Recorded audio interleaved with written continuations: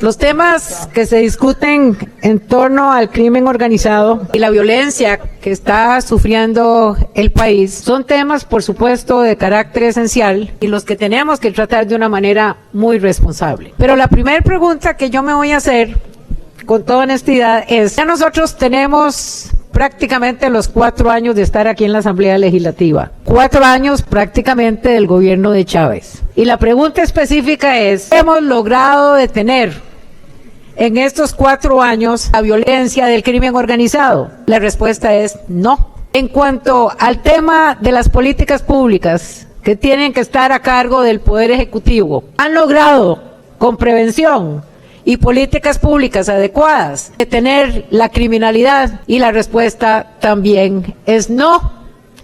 Entonces, lo que tenemos que considerar, y esa es la primera pregunta honesta que tenemos que hacer: ¿dónde está el error? ¿De qué manera no lo hemos hecho correcto?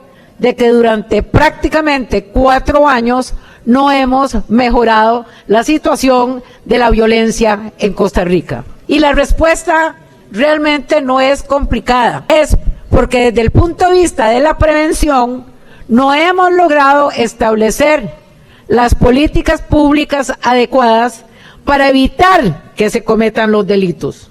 No lo hemos logrado.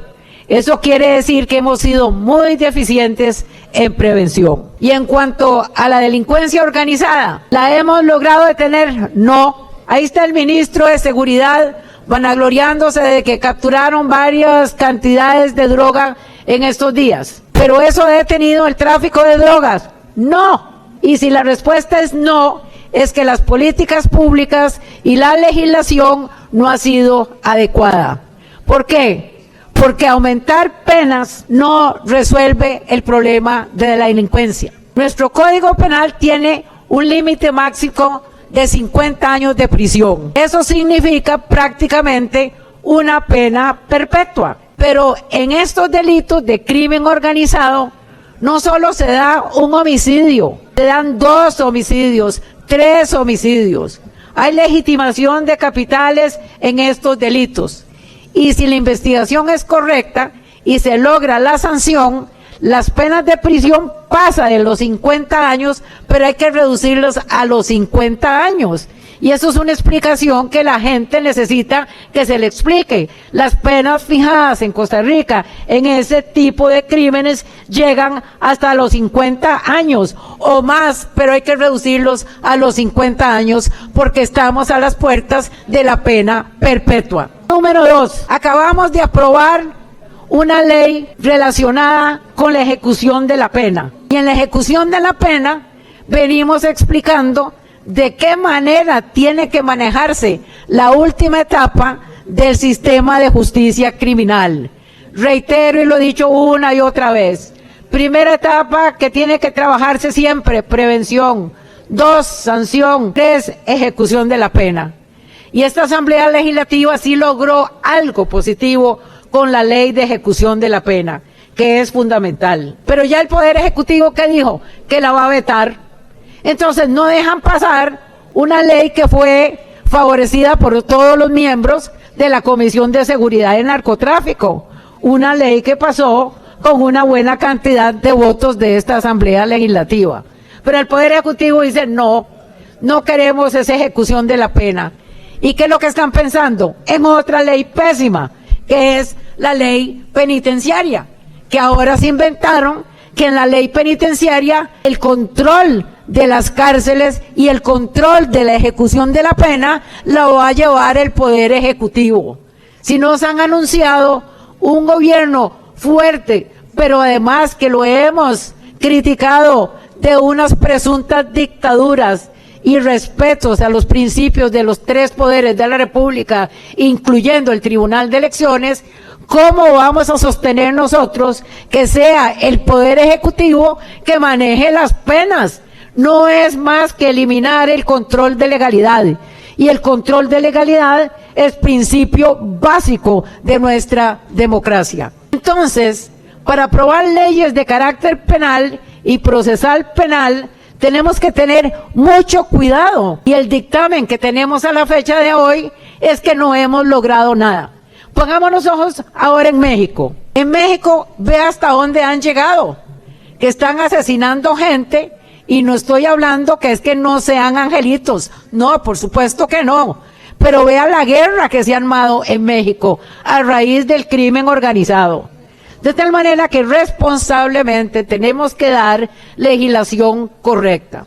Yo sé que el compañero Campos se ha esforzado en el trabajo en la comisión.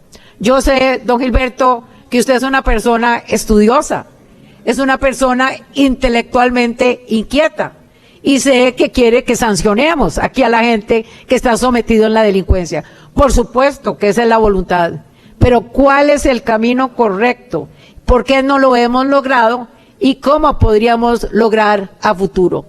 No es una ley, más otra ley, más otra ley, más otra ley, porque no hemos funcionado correctamente. Entonces el cuestionamiento tiene que venir ahí, ¿qué es lo que estamos haciendo mal? Ahora bien, en el proceso de ejecución de la pena, ese es un proyecto trabajado por los 3 poderes de la República, un proyecto de ley que trabajamos incluso con gente de adaptación social, gente de los que manejan las cárceles, pero ahora el presidente de la República se le ocurrió que eso no era correcto, y traen aquí al ministro de Justicia, que es un ignorante en esta materia, totalmente a echarse discursos totalmente torcidos y a decir que nosotros le metimos un frenazo a la legislación de ejecución de la pena. Eso no es cierto, eso es mentiras, eso es engañar a la población. Y a estas alturas del proceso no podemos hacer eso, las leyes tienen que estar correctas. Don Gilberto, el Poder Judicial se pronunció en contra, y se pronunció en contra realmente porque están señalando aspectos importantes. El Ministerio Público lo hizo seriamente y se opuso. El Ministerio Público hizo un razonamiento bien aterrizado sobre cuáles son los problemas que tienen. Nosotros pasamos aquí la ley GEDO, la competencia, la jurisdicción del crimen organizado. Esa ley procesal es seria y está funcionando. Pero en todo caso, cada vez que vamos a permitir una ley que vayamos a aprobar, también tienen que estar los recursos, porque se necesitan más jueces, se necesitan más policías, se necesita mayor inversión en estos temas. De tal manera que si nosotros no fijamos cuáles son los recursos para la aplicación de la ley, eso no va a ser correctamente establecido. Por otro lado, también el pretender que las personas, sea cual sea el delito, tienen que cumplir toda la pena, no es una buena política criminal. Eso está más que establecido en la doctrina nacional, en la doctrina internacional, en la jurisprudencia. Eso no resuelve el problema. Y yo sé que don Gilbert también tiene esa posición, pero ustedes no se dan cuenta que no han resuelto los problemas, porque la ley no toda es la que es adecuada, y son leyes fundamentales. ¿Cómo voy a estar de acuerdo con el crimen? Jamás, jamás, ¿cómo voy a estar yo de acuerdo con el crimen? Y tengo que soportar crítica indebida de la población, porque les dirigen una historia totalmente incorrecta. Sí, señores, así es. Yo no defiendo el crimen, no. En las defensas que se hacen en materia penal es el cumplimiento del proceso normal de un procedimiento. Pero eso no es la defensa del crimen. Es que si no hay defensor público o defensor privado, pues no hay proceso. Y tiene que darse proceso para resolver las situaciones jurídico-penales y en todo sentido en materia de lo que se refiere al derecho. Pero ¿cuáles son las leyes penales que funcionan?